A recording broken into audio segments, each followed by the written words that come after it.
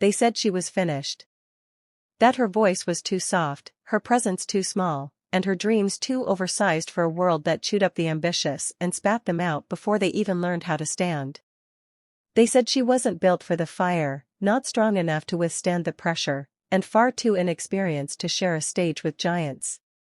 But that was before the night everything changed. Before the night the clip broke the internet. Before the world watched, stunned, as Karoline Leavitt looked Robert De Niro straight in the eyes, and didn't flinch. Karoline had not planned any of it. She hadn't planned the silence, the tremor, the humiliation she had tasted only months earlier. And she certainly hadn't planned the comeback that would transform her from a nearly forgotten voice to a name that echoed through every corner of social media. But destiny rarely asks permission before rewriting a person's life. It all started with the collapse, the moment that shattered her confidence and nearly stole her future. Karoline had always been brilliant with words. The quiet girl with the loud thoughts, the one who scribbled ideas on napkins, old envelopes, receipts from gas stations, or the margins of books she borrowed from the library because her family couldn't afford to buy them. She was the kind of person who never quite fit into the spaces she was placed in, but overflowed into the places she imagined for herself. So when she stepped into the public spotlight for the first time, it wasn't fame she wanted. It wasn't attention. It was purpose. But the world was crueler than purpose, and far louder. The event had been small, just a televised discussion with a well-respected actor, a panel of experts, and a modest audience. She had walked on stage that day thinking she belonged there. That her ideas mattered. That her voice deserved to be heard. And then it happened. Robert De Niro, the legend himself, had challenged one of her points, nothing unusual, nothing malicious, but the pressure twisted her insides. The lights blurred. Her voice cracked. Her mind emptied. She forgot her line of thought mid-sentence. She froze. It lasted 8 seconds. 8 seconds of silence. 8 seconds that burned her career down to ashes. The comments were brutal. She's not ready. She choked. She's out of her league. She doesn't belong there. Some people defended her, but the damage was done. Her name became a punchline for a short time, then faded again into normalcy, forgotten, irrelevant. Karoline could have walked away. She could have told herself the critics were right. That she wasn't strong enough, old enough, experienced enough, or loud enough. But something inside her refused to die. It was her mother's voice echoing in her memory. Soft but unbreakable. When they push you down, sweetheart, don't stay there. Get up. Rise in a way that makes them remember why they tried to stop you.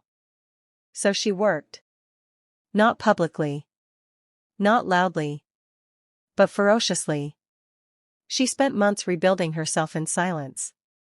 Learning to withstand pressure. Practicing speaking until her voice no longer shook. Studying every mistake she had made not with shame, but with determination. But the real transformation didn't come from training. It came from pain. Because silence wasn't the worst part of what happened. Loneliness was. She had never felt so isolated, so invisible, so defeated.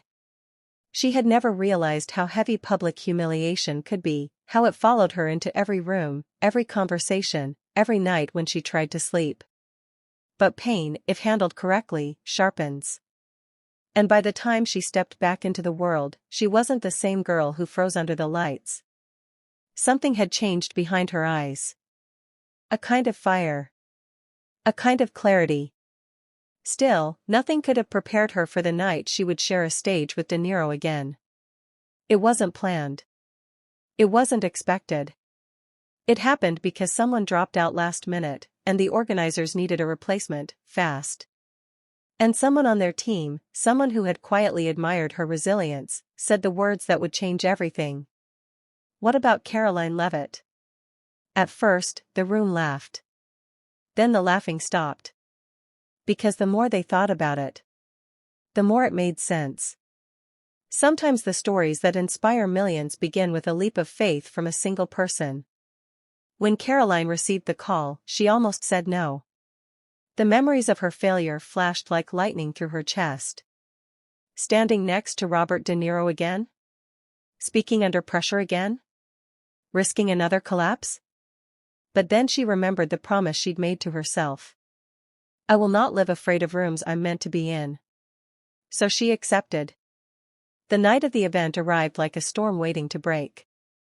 The hall was much larger than before. The seats were packed.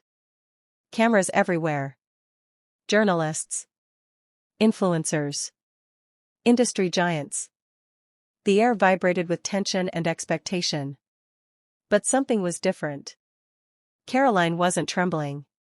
She walked with steady steps, her posture tall, her expression calm, not cocky, not defensive, just determined.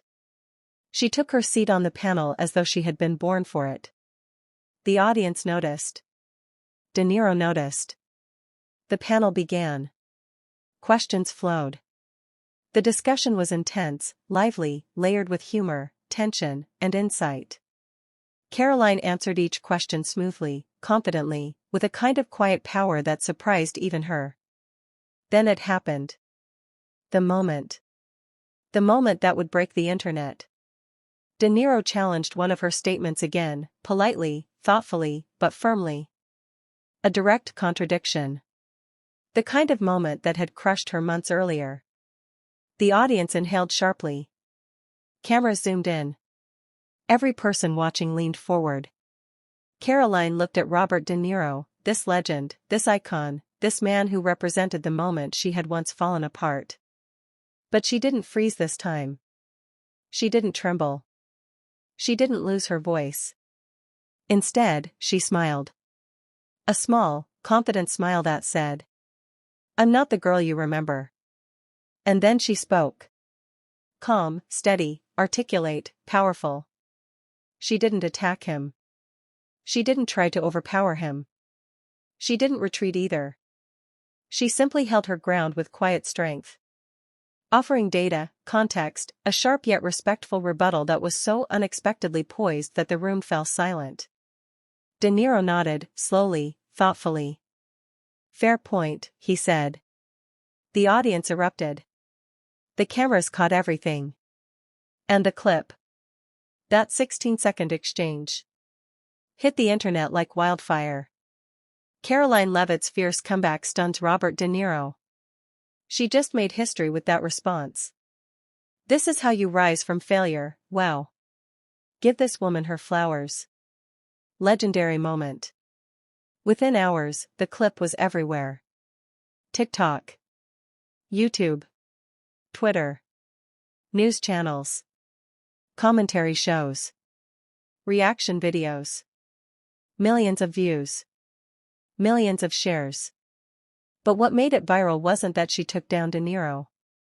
No, that wasn't the heart of it. The world fell in love with the comeback. Because people knew what it felt like to fail. To choke. To be laughed at. To be underestimated. To fall publicly and painfully. And they watched her rise, not with vengeance, not with ego, but with grace, strength, and undeniable growth. For the first time in her life, Karoline felt seen. Not for her mistakes. But for her resilience. The next morning, she woke to thousands of messages. Offers. Invitations. Opportunities. People telling her that she inspired them. That her moment gave them courage. That her story made them believe in second chances. But the message that meant the most came from her mother. Just 5 words. "I knew you'd rise." Karoline sat quietly with her phone in her hands, tears filling her eyes, but this time, they weren't tears of shame. They were tears of victory. Of healing. Of becoming. What the world didn't know, what the viral clip didn't show, was the journey behind that moment. The nights of doubt.